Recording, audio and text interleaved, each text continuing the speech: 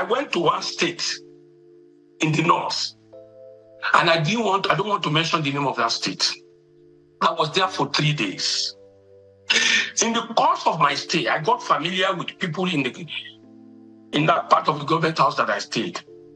So I sat outside and we started speaking to 1 or 2 people. And the gate man told me, he said, how long have you been in government work? He said he has spent 26 years. So I said, good. What is your salary? He said, Megida, kudi small. I said, how much? He said, it's 34,000.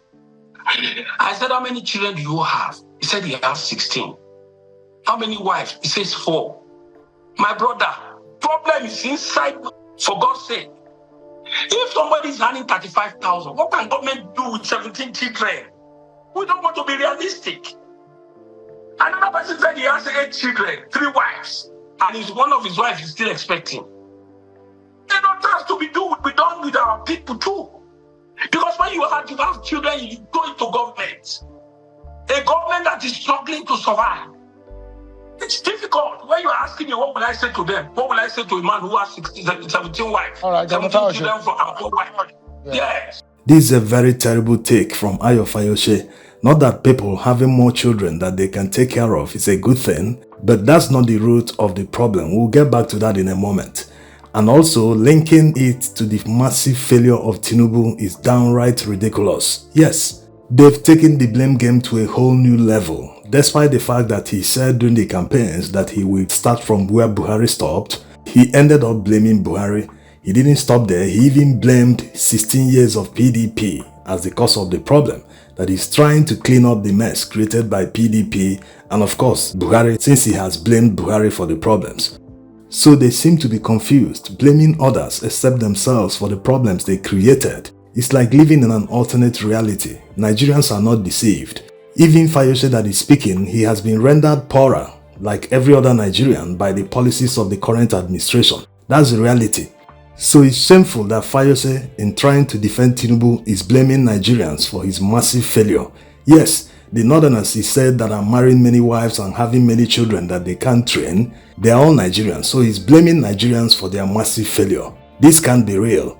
When will they spend all this energy in finding solutions to the numerous problems, majority of which they caused? Yes, the mere fact that they devalued Naira effectively impoverished many people in Nigeria. Not many, everyone. If you had 1 million Naira in your account, that 1 million effectively became about 300 or 400,000 Naira. This can be overstated. The reason people marry many wives and have many children is simply because of their mentality. They are looking for free labor or cheap labor, so to speak. So it's a symptom of a problem. If we're able to solve that problem, they will stop marrying many wives or having many children more than they can feed. This is prevalent in many poor communities. There's a belief that their chances of making it in life is by having more children. The larger the family is, the higher the chance of one of them breaking through, thereby bringing prosperity to the family. They don't consider the fact that they need to get their children educated so as to improve their chances of making it in life as professionals. In a village setting, a man that inherited huge swaths of land from his family or his father is considered to be wealthy, despite the man not having a capital of up to 500,000 Naira in cash. That's the reality. So most of the women they get married to are doing it based on survival. They want to be under someone that will guarantee that they will at least feed every day.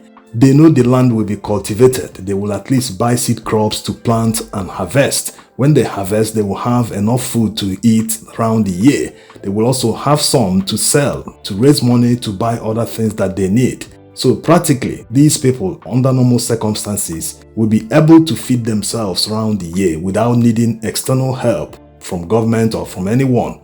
The man wouldn't need to pay for any labor because all his children will be working in the farms. Whether they are 5 years, 10 years, teenagers, he doesn't care. So the problem arises for them when they can no longer farm, because the source of wealth for the man, even before he considered marrying many wives and having many children, is the output from his farm. When they can no longer go to this farm, that means their source of livelihood has been cut short. This is happening in many parts of the Northwest. in Katsina, in Zamfara, in many states. Bandits and terrorists are in control of several villages under many local government areas. They collect taxes in these local government areas, and because they are irrational and unpredictable, many people have left. And thousands are in IDP camps. Not that all this happened under the current administration, it has been a long-running battle. And the fact that previous administrations did nothing about banditry and terrorism in northern Nigeria, it is reaching its peak. That's why we have this high food inflation, which of course contributes to the high cost of living. So you see the damage insecurity is causing to Nigeria's economy, cutting off the livelihood of farmers, making them unproductive. Large families of 15, 18 people now live in IDP camps instead of being productive in their farms. All contribute to the crisis and hunger we are facing in Nigeria currently, and turning around to blame them for the problem when the government has not even solved the insecurity they are facing. They don't want to live in IDP camps. The condition in many IDP camps is not what you want to experience. Many people share one convenience facility in many of these IDP camps. Nearly all of them want to leave the IDP camps to go back to their homes, to resume their farming, but they've not been able to do that. The government at all levels, federal, local, and state, have not coordinated the security to guarantee that bandits will no longer threaten the lives of farmers. They've not done anything. Instead, they always feel that it is palliative. When people ask for security, they give them palliative, take rice. If they say, reduce the price of petrol, they will tell you, take rice. If they say, reduce the price of diesel, increase the value of the naira, anything they ask for, the answer is always palliative. More rice, more beans, more food. Is it sustainable? The answer is no. The issue of having many kids is not only prevalent in the north. In the south, we have many people you can consider to be doing menial jobs, artisans, even Okada riders having many kids, more than they can take care of. The mentality is still the same thing. The reason they have more kids is because they see themselves as not making it in life. So they need to create more opportunities by having more kids. The more kids they have, the more likely one will be successful in life, thereby bringing prosperity to the family. The Okada rider or artisan, a painter, a bricklayer, any job the person does, he will be bringing in daily income if he's able to go out for work every day. The wife might be a petty trader who has a table by the roadside. So the small kids, whether they are 5 years, 6 years, 8 years, they will be hawking food along major streets in the city. So if the man is not able to bring anything home for the day, his wife who is selling in the market or by the roadside will bring something home, or the kids who are hawking something along the streets. So this is why you see many having more kids that they can train. All they see is a diversification of the sources of their income. The more sources of income into the family, the more it is guaranteed that the family will feed and survive. They never consider that at least they must train their kids up to secondary school level. So as you can see, the root causes of all these problems is poverty. Nigeria is not the most populated country in the world. Countries like India and China are more populated than Nigeria, but they don't suffer this kind of problem. Their government don't turn around to blame their citizens for having many kids, that they are the ones contributing to the problems in their society. In fact, India, as huge as they are food sufficient to the extent that they export food. They export rice. They control about 40% of the rice market. So Nigeria can do the same thing. Nigeria can take advantage of the massive population we have. They need to create opportunities for the millions of Nigerians who are unemployed. The more productive the population is, the more the economy booms. That's exactly what China did, from an agricultural economy to a world-class, technologically advanced economy. Nigeria can do the same thing if the leaders have the capacity to do the right thing, if they can invest in the right sectors.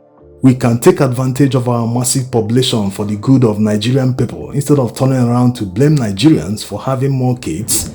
Let the government do all the right things. It is the job of the government to find solutions to all problems. If they can't solve the problems, then there's no need for them being in power. Most Western countries today have one immigration policy or the other that makes people to emigrate to their country. That's a way of boosting their own population because already they have low birth rates because they are wealthy. Poor people tend to have more kids. It's natural. So we need to take advantage of our population instead of seeing it as a problem. Some people will see problems, some will see opportunities. It depends on the mindset and competence. Thanks for watching.